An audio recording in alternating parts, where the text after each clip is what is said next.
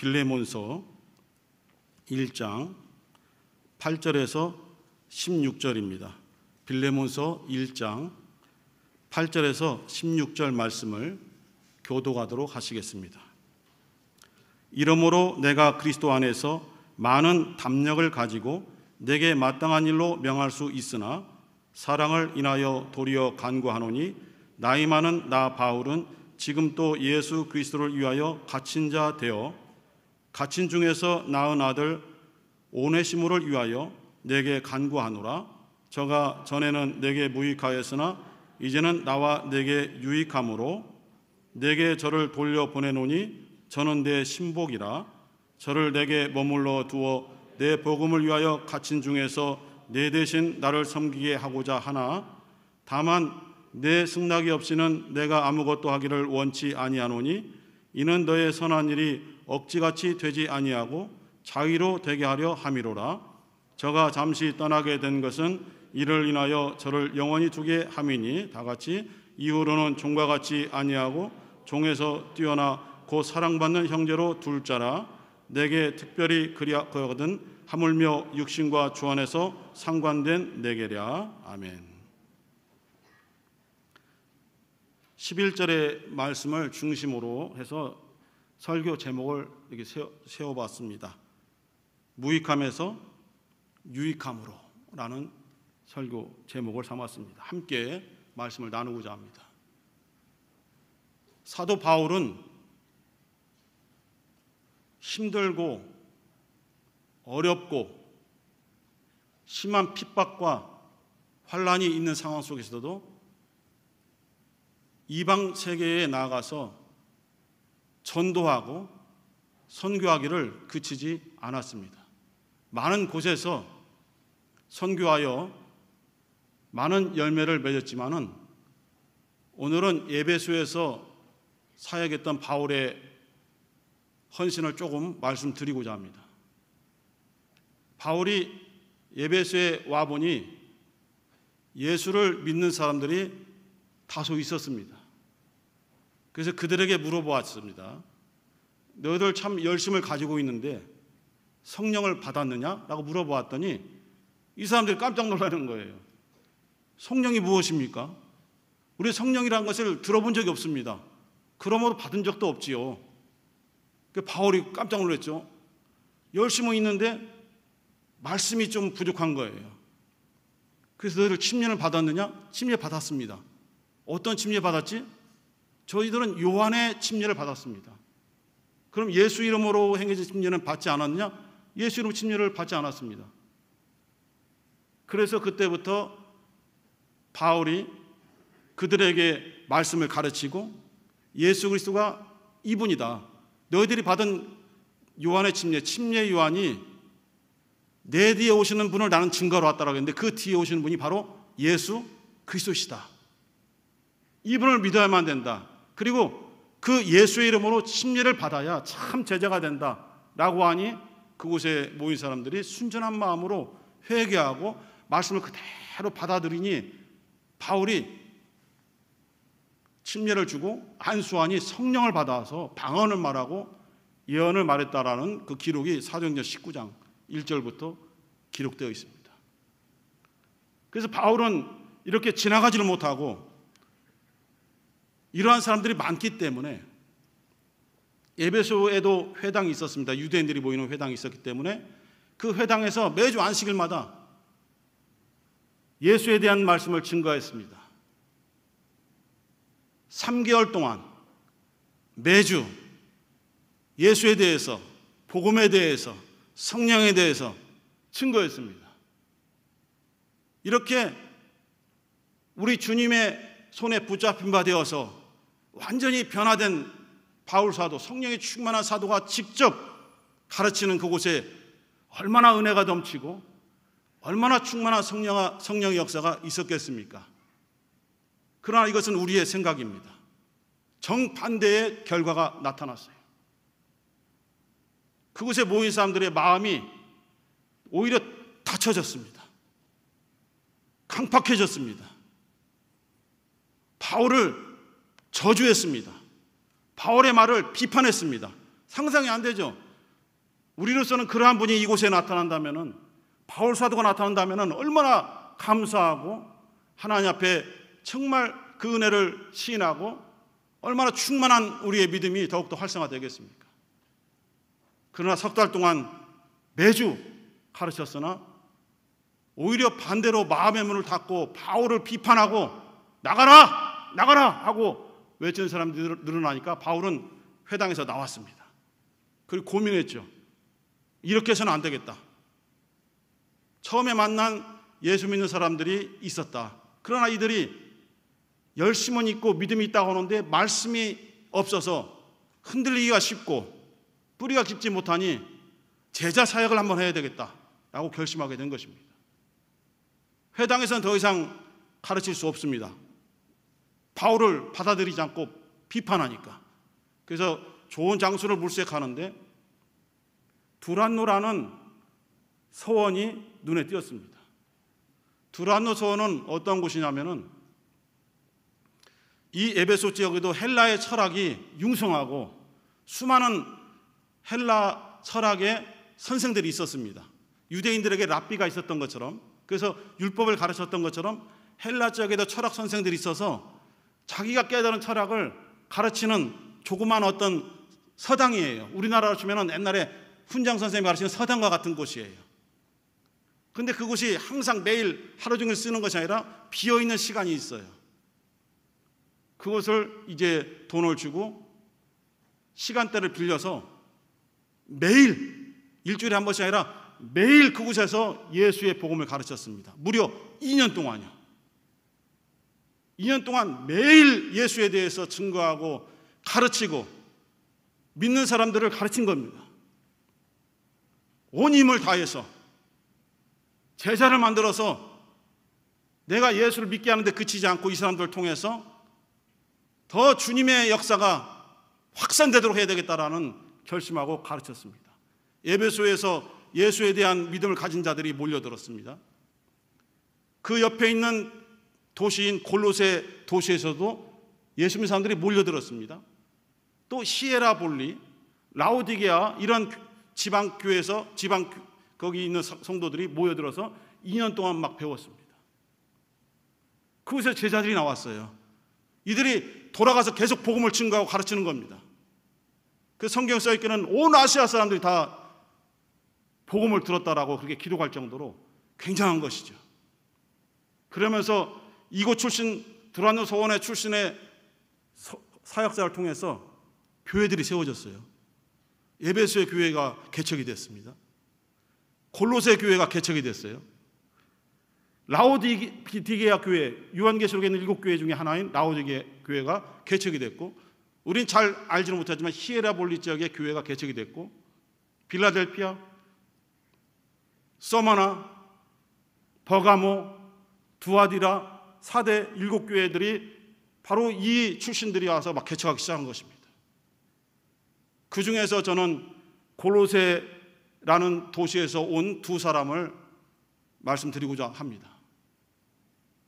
골로새 교회 하면은 에바브라를 빼놓을 수 없고 빌레몬을 빼놓을 수 없습니다. 오늘 읽었던 빌레몬서.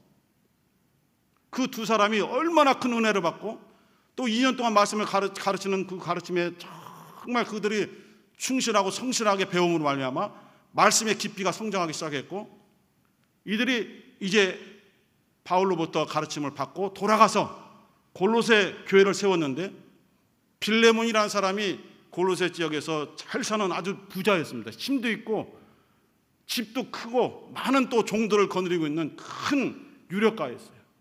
우리 집을 하나님의 교회로 헌신하겠다 해서 그 에바브라와 함께 개척을 한 것입니다. 빌레몬과 빌레몬의 부인 아비오, 빌레몬의 아들 아키빠 같이 시작해서 골로새 교회를 세워서 주일마다 그들이 하나님 앞에 예배를 드리고 떡을 떼고 잔을 나누면서 믿음을 계속 심어가고 했죠. 그러한 모습을 지켜보던 종이 한 사람이 있었습니다. 노예가 한 사람이 있었습니다. 많은 종들이 있었지만은 그 중에 한 사람, 오늘 이 빌레몬서에 등장하는 오네시모라는 빌레몬의 종이 있었습니다. 그는 관심이 없어요. 주인이 무엇을 하는지 큰 관심이 없어요. 그의 삶은 고달프기만 하죠. 거의 인격적인 취급을 받지 못하고 짐승처럼 대우받으며 살아가는 종이었으니까요. 그러나 빌레몬의 품성상, 성품상 종들에게도 따뜻하게 대어줄 것으로 추측이 됩니다. 그는 인격자이고 베풀 줄 알고 감싸줄 줄 아는 그런 사람이었기 때문에 잘해줬을 거예요. 그런데도 오네시모는 주인의 집에서 많은 돈을 훔쳤습니다. 그리고 도망을 갔죠. 로마로 도망을 갔습니다. 로마가 대도시이기 때문에 사람들이 나를 잘 알지 못할 것이다 해서 도망갔어요. 그 당시에는 노예들이 도망을 많이 가기 때문에 우리나라 옛날 드라마에 추누라고 있지 않습니까? 도망간 노예를 잡는 그런 추누꾼들이 이때도 있었어요. 잡히면 죽음이죠. 손, 발이 잘라지는 것은 물론이고 좀 약한 것은 이마에다가 도망자 낙인을 불로 찢어서 찢는 겁니다. 화인 찍어버리는 거죠. 도망자다. 그러한 위험이 있는데도 불구하고 도망간 것은 아마 자유를, 종으로서의 삶이 아니라 자유로운 어떤 삶을 그가 꿈꿨기 때문일 겁니다. 그러나 불안하죠. 그 로마 시내에서 방황할 때에 성경에는 정확하게 기록되어 있지 않지만 많은 문헌들을 보았을 때에 우연하게 에바브라를 만난 것으로 기록하는 그 문헌들이 있습니다. 에바브라, 골로새 교회를 세웠던 에바브라, 빌레몬과 함께. 그러니까 사실은 종에 대해서 관심이 없지만 혹시 오네시모를 알고 있었을지도 모릅니다. 그 집에서 있었던 종이니까요. 그 오네시모를 만나서 그의 사정을 듣고 마침 로마에 갇혀있는 바울에게 가는 중이었기 때문에 에바브라가 이 오네시모를 로마 시내에서 만나서 감옥이라고 해서 완전 감옥이 아니고 가택연금으로 되어 있는 바울에게 인도해서 이에 딱한 사정을 소개해주고 위로를 받게 하니 바울이 그곳에서 막 복음을 전하여 그 오네시모가 예수를 영접하게 됐어요. 그리스도인이 되었어요. 그리고 점점 바울을 통해서 말씀을 들으면서 이 사람이 점점 이 속이 변화되기 시작했어요. 그러면서 온 힘을 다해서 옥중에서 고생하는 바울을 섬기고 시중 들었어요. 도망갈 수 있었습니다. 그러나 가지 않고 그 시중을 들었습니다. 그런데 이 신분이 도망자이기 때문에 이것을 해결하지 않으면 오네시모의 미래는 없는 것입니다. 우연히 자기 제자 빌레몬의 종이라는 것을 알게 되었어요. 빌레몬에게 편지를 쓴 겁니다. 여기는 등장하지 않지만은 두기고라는 사람이 있습니다. 두기고, 바울의 제자 중에 한 사람이죠. 그 두기고와 오네시모 두 사람에게 내가 편지를 써줄 테니까 이 편지를 골로새 교회에 전달 좀 해줘라 해서 전달해 준 게 골로새서가 되겠습니다. 그리고 또 하나는 개인적으로 오네시모에게 편지를 써서 너희 주인에게 보여줘라 한 것이 빌레몬서가 되겠습니다. 이렇게 두기고와 오네시모를 다시 골로새로 보내죠. 자기가 도망 나왔던 곳으로 보내는 겁니다. 가면 죽어요. 그러나 예수를 믿고 변화된 다음에 그 비겁한 생활을 청산하고자 한 겁니다. 죽으면 죽으리라고 골로새에 있는 빌레몬 집에 들어가게 된 것이죠. 그 편지의 내용 중에 하나가 오늘 읽었던 본문 중에서 10절을 보면은 바울이 나는 예수 그리스도 안에서 갇혀 있다. 그것은 여러 가지 의미가 있습니다. 정말 나는 예수의 사람이 되었다는 의미도 있지만은 예수를 위해서 증거하다가 지금 감옥에 갇혀 있다. 이런 상황 속에서도 나는 아들을 낳았다. 그가 오네시모다. 오네시모 내가 갇힌 자 중에 낳은 나의 아들이다. 바울이 내 아들이라 칭한 자가 많지 않습니다. 디모데, 디도 정도가 되겠습니다. 나의 사랑하는 아들이다라고 표현한 사람이 많이 없어요. 이 오네시모는 신분도 천합니다. 그러나 오네시모는 나의 아들이다라고 말할 정도로 바울이 사랑했고 이가 완전히 변화된 것을 그는 체험을 하고 있기 때문에 빌레몬에게 오네시모는 내가 갇힌 자 중에 낳은 나의 아들이다. 이렇게 받아주길 바란다. 이렇게 표현했고, 두 번째 11절에 보면은 저가 오네시모가 전에는 무익하였지만, 너에게 무익하였지만, 아무런 도움도 되지 않는 종이었지만은 지금은 나에게도 유익하고 너에게도 유익한 자가 되었으니 받아줘라. 이렇게 11절에서 말을 하고 있습니다. 그리고 12절에 저는 나의 신복이다. 오네시모는 나의 신복이다. 우리나라에서 신복이란 말은 별로 좋지 않은 뜻으로 쓰이지 않습니까? 그러나 여기는 원어는 오네시모는 나의 심장이다. 심장. 나의 가장 뜨겁고 가장 중요한, 나를 지탱하고 있는 나의 심장이다. 나의 깊은 마음이다. 이렇게 오네시모를 세 가지로 평가한 것입니다. 나의 아들이다. 너와 나에게 유익한 자다. 나의 심장이다. 내가 너의 스승이 되어서 강권하여 강제적으로 오네시모를 용서해줘라 라고 말할 수 있지만은 나는 절차를, 질서를 무시하고 싶지 않다. 이는 너의 종이었으니까 네가 용서해 주어야만 내가 이를 나의 동역자로, 나의 조력자로 내가 받아줄 수 있다. 네가 선처를 해주기 바란다 했습니다. 오네시모는 그냥 무익한 삶을 살고 있던 사람입니다. 우리가 예수를 만나기 전에 사실은 그러한 삶을 살고 있었을지도 모릅니다. 나만을 위해서 살아가고 하루하루 아무런 낙이 없이, 소망이 없이 살아가는 그러한 삶을 살고 있었을지도 모릅니다. 매일 반복되는 다람쥐 쳇바퀴 같은 생활, 지치고 힘들고 아무런 소망도 보이지 아니하고 결국은 우울증에 빠지게 되고, 이런 삶을 살아가고 있을 때에 오네시모는 바울을 만났지만 사실은 예수님을 만나게 된 것입니다. 그리고 완전히 변화되었죠. 자기가 도망 나왔던 곳에서 다시 그곳으로 들어갑니다. 과연 우리는 지금 주님께 유익한 자들인가, 그것을 묻고 싶은 것입니다.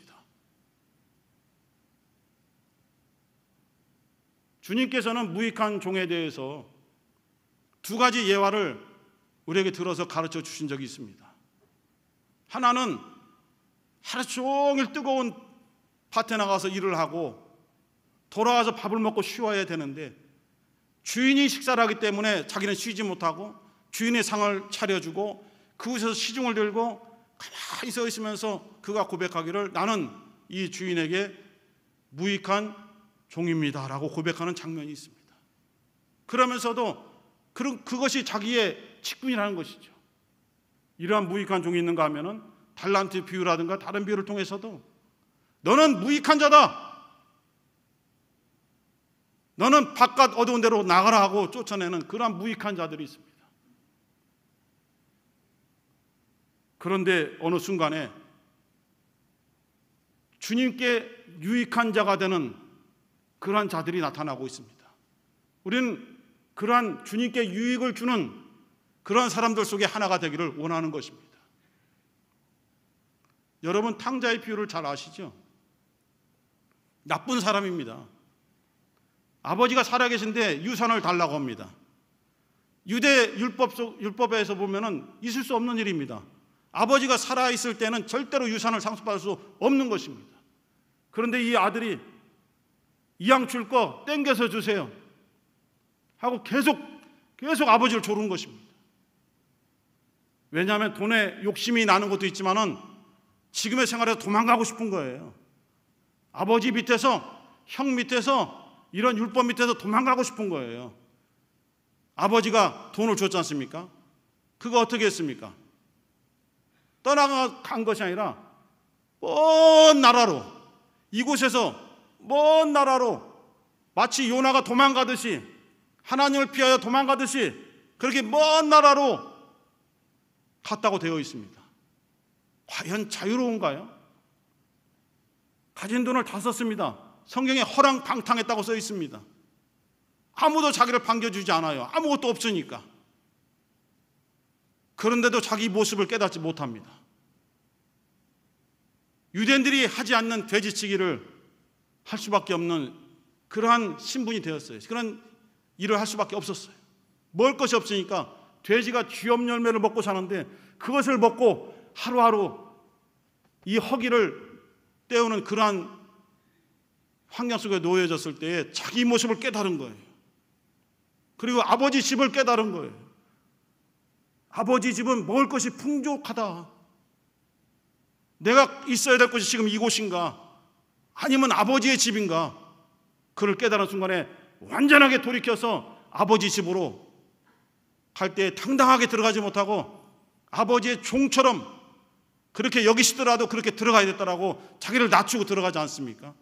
아버지는 그 힘들고 억압받고 참혹한 모습으로 돌아오는 아들을 끌어안고 씻어주고 가장 좋은 옷으로 입혀주고 잔치를 벌일 정도로 기뻐하지 않습니까? 우리는 언제 주님께로 돌아서야 됩니까? 이미 돌아섰습니다. 하지만 우리의 생활 속에서, 우리의 삶 속에서 매번 부딪히는 어려움 속에서 우리는 언제 주님께 유익이 되는 자가 되어야 되겠습니까?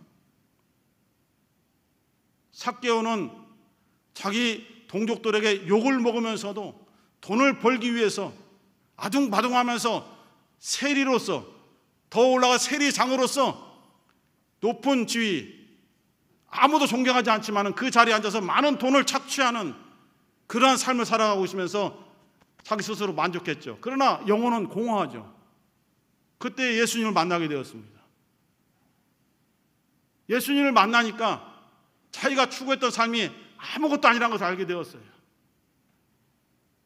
주님을 영접해 드릴 때에 성경에 써있기를, 누가복음 19장에 써있기를 즐거워하며, 마음이 즐거워하며 주님을 영접하더라라고 되어 있습니다. 우리는 주님을 영접할 때에 즐거웠습니까? 마음이 정말 행복했습니까? 우리는 행복했습니다. 예수님을 믿고 예수님 영접할 때 참 즐거웠습니다. 지금 우리 매일매일 주님을 만날 때 즐거우십니까? 행복하십니까? 항상 우리는 우리의 슬픔과 어려움 속에서 얼굴을 피지 못하고 즐거운 마음이 사라져버렸지 않습니까? 행복함이 사라졌어요. 그러나 우리 주님은 우리에게 평안하라. 세상이 너희를 핍박하고 너희를 위험에 처하게 하는 것은 너희들이 세상에 속하지 아니하고 나에게 속했다라는 증거다. 하지만 담대하라. 내가 세상을 이겼노라. 요한복음 16장 33절에서 선포하셨습니다. 내가 주는 평안을 소유하길 바란다. 내가 주는 평안은 세상에서 주는 것과 달라. 두려워하지 말고 안심하라. 이렇게 우리에게 말씀을 주고 계십니다. 바울은 다메섹 도상에서 예수를 만나기 전까지 주님 앞에 주님께 유익한 자가 아니었습니다. 예수를 믿는 자들을 핍박하고 그들을 잡아 옥에 가두고 스데반의 순교에 박수를 치던 그런 자였습니다. 그러나 예수를 만난 다음에 그는 완전히 뒤바뀌어 우리 주님을 위해서, 주님의 유익을 위해서 자기의 모든 것을 내려놓고 자기를 헌신하고 자기의 목숨까지도 귀한 것으로 여기지 아니하고 그동안 가졌던 모든 것을 배설물처럼 던져버리고 주님만을 향해서 가는 정말 그야말로 사도로 그는 헌신 사역했던 것입니다. 우리들에게도 많은 간증들이 있습니다. 크고 작은 간증들이 많이 있죠. 순간순간 기도를 통해서 응답받는 체험이 얼마나 많이 있습니까? 하나님의 위로하심과 하나님의 응답하심이 없었다면 어떻게 오늘 여기까지 우리가 와 있겠습니까? 힘들고 어렵습니다. 하루하루가 힘들고 어렵습니다. 마음의 고통이 심합니다. 그러나 뒤돌아보면 우리는 이렇게 고백할 수밖에 없습니다.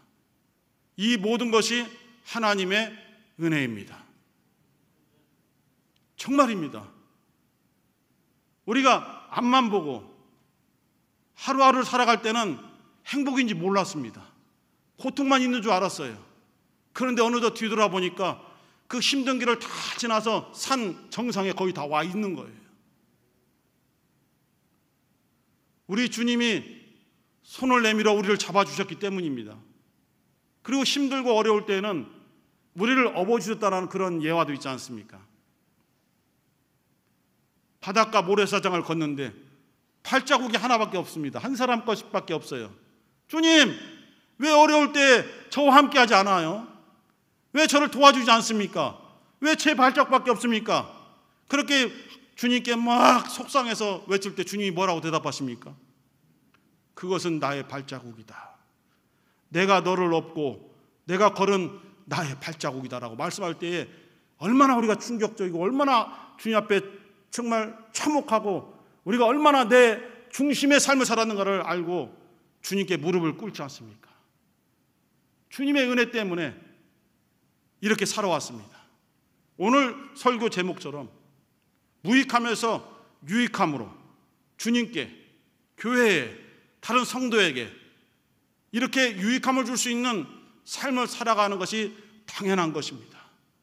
그러나 우리는 어렵지 않습니까? 내 삶이 힘든데, 내 환경이 어려운데 어떻게 다른 사람을 돌아봅니까? 나도 지금 마음이 찢어져서 죽을 지경인데 어떻게 다른 성도를 위로합니까? 내 마음속에서 피가 흐르고 있는데 어떻게 다른 사람, 다른 성도의 눈물을 닦아준다고 할 수 있습니까? 위선 아닙니까? 가식 아닙니까? 라고 외치게 되죠. 그러나 주님은 그 어려운 상황 속에 있는 우리에게 말씀하기를 그래도 네가 위로해 주어야 된다. 그래도 네가 저 사람을 살려야 된다. 라고 감동을 주지 않습니까? 그렇게 주님의 사람들은 주님의 음성에 순종하여 이렇게 걸어왔습니다. 비록 그 끝이 순교를 당하는 죽음의 현장일지라도, 핍박을 받고 모욕을 당하는 현장일지라도 주님의 인도하심이었다면 그렇게 순종하며 걸어왔던 것입니다. 그것이 주님께 유익이 되었다는 거예요. 주님이 오늘 예배를 드리는 모든 성도들에게 권면하는 말씀은 이제는 나에게 유익함을 줄 수 있는 성도가 되기를 원한다라는 권면을 주고 계십니다.